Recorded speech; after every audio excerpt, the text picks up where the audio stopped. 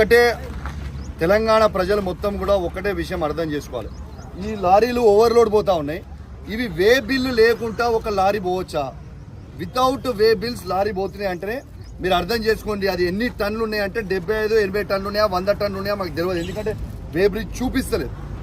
ఇది 101% transport minister గారు పొన్నం ప్రభాకర్ గారి ఆదేశాల మేరకు ఇక్కడ ఉన్న అధికారులు, ట్రాన్స్పోర్ట్ అధికారులు మొత్తం ఎన్టీపీసీ నుంచి తీసుకొని ఖమ్మం వరకు అందరూ అధికారులు సహకరిస్తూ ఇవన్నీ తీసుకుపోతున్నారు. కాబట్టి ఇది 100 కోట్ల రూపాయల స్కాము.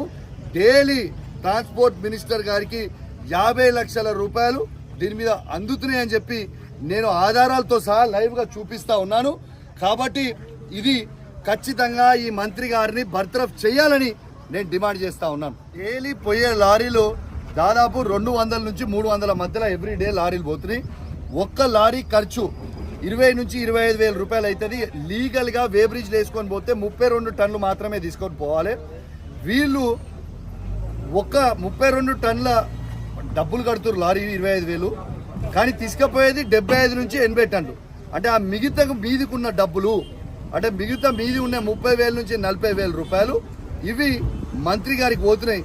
ఈ 40,000 రూపాయల నుంచి ఈ 30 నుంచి 40,000 ఇంటూ 250-300 లారీస్